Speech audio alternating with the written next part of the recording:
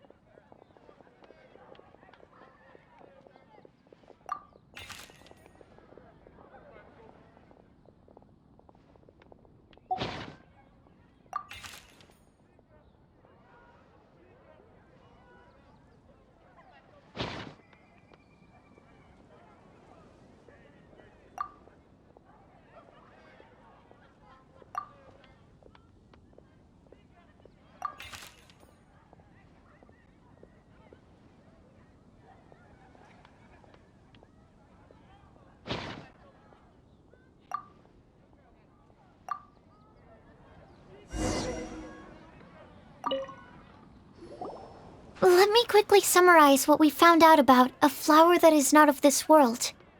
Tainari believes that on closer examination it might be logically paradoxal, while Albedo says that his answer would be better discussed at length in person.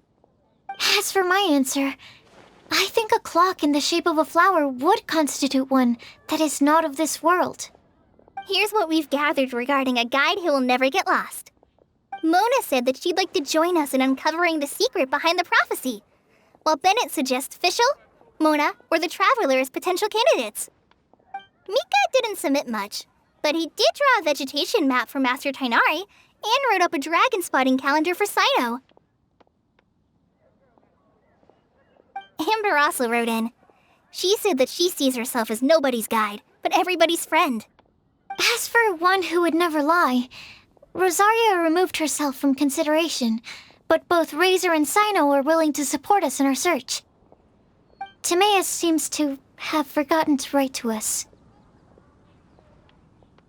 And finally, this is what we've gathered on a legend that never ends.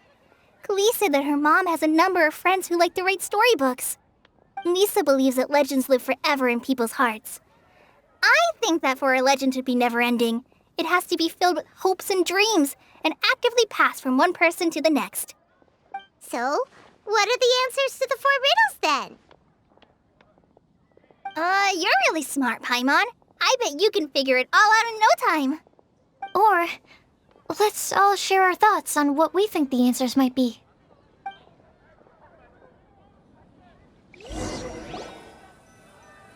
Have you heard about the vision? Wait! Wait for me! Oh, Timaeus! What brings you here? I'm sorry, I really am. The time just got away from me and I didn't get around to writing that letter. However, I'm happy to announce that I think I can be the one who would never lie. Huh? This is kinda sudden. Not that we don't trust you, Timaeus, but, could you elaborate a little after you catch your breath? Of course, of course.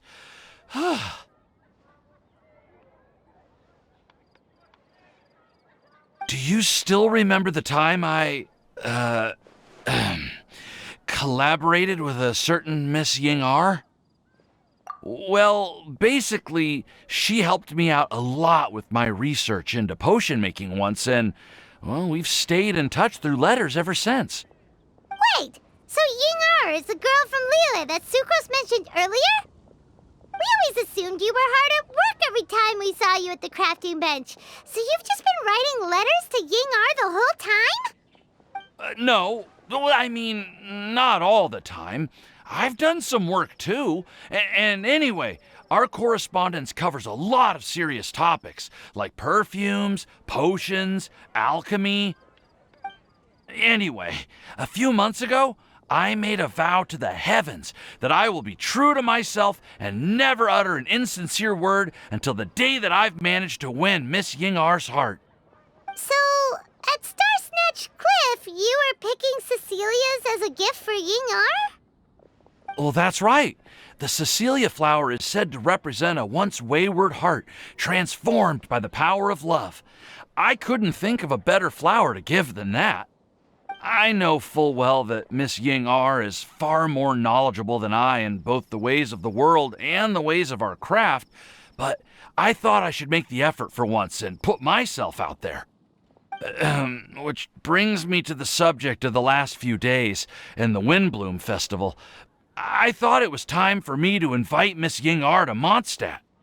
But yesterday, Albedo told me that Sucrose has been working hard to help another girl achieve her dream. Huh? And when I went to take a look at our roster, I saw that she'd done my remaining work for me.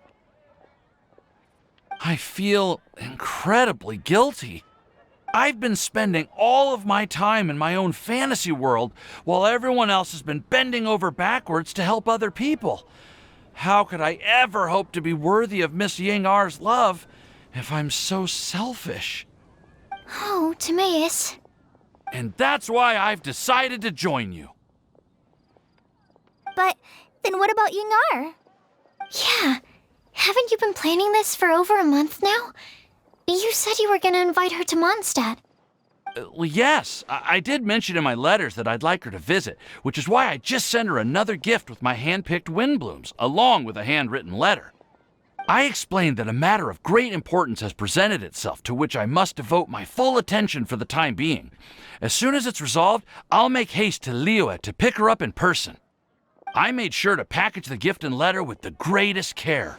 All I can do now is hope that she'll understand. Point being, please know that I sincerely want to support you in this endeavor. Plus, I think I'm an honest person. As far as I recall, I don't think I've told a single lie in my life. Well, you certainly convinced Paimon with that speech. Don't worry, Timaeus. We won't let your determination go to waste. Thank you, Timaeus. Ah, thank you, everyone. I promise to do everything I can to help. Okay, so it looks like we found our one who would never lie. Great! Let's keep it up. On to the other three.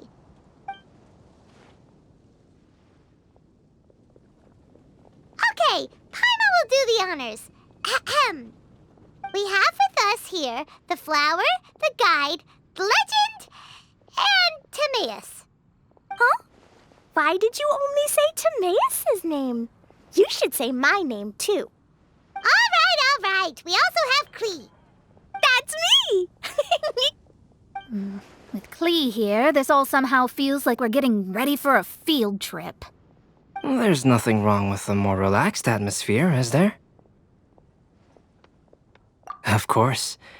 We will soon see if my hypothesis has any merit. Actually, I'm still feeling a little nervous.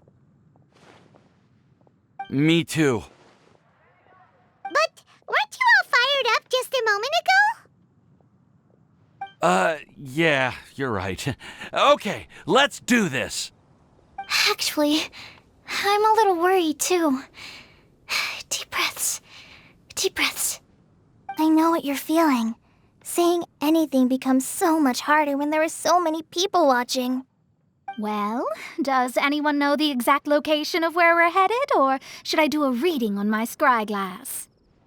According to the prophecy, once we've figured out the answer, we should test it at the Lantern of Utmost Joy.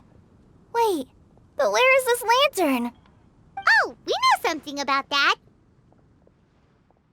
What?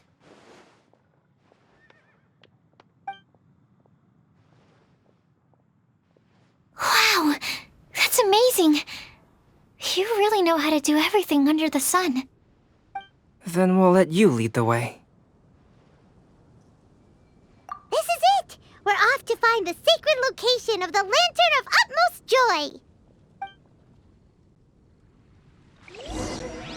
The Vision Hunt decree. Is it something?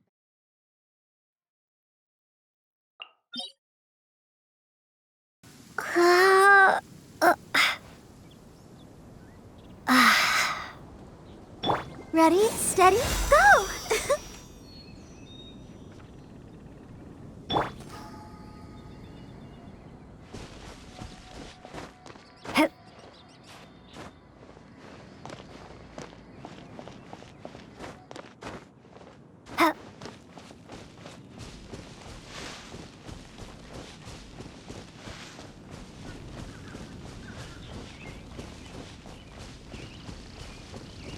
According to the map, it should be somewhere around here. Let me take a look. Oh, it should be right up ahead.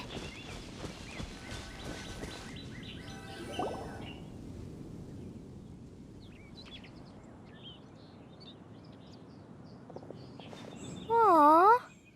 I don't see any lanterns here. Now that I think about it, the prophecy didn't say anything about what the Lantern Utmost Joy actually looks like, right? Maybe we've overlooked something? Traveler, are you trying to figure out something else from the paper?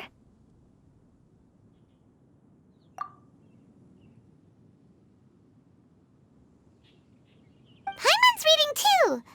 Huh? It says to look up. But there's nothing above us. The wind didn't trick us, did it?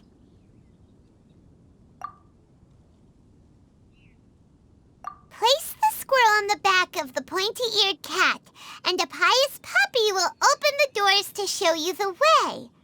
Huh. Paimon read the whole thing out loud, but nothing's happening. Look! Look! The wind is blowing! What a strong wind current. Let's ride it up and see where it leads us. Huh? We'll have to fly up there? Can someone carry me with them? Here.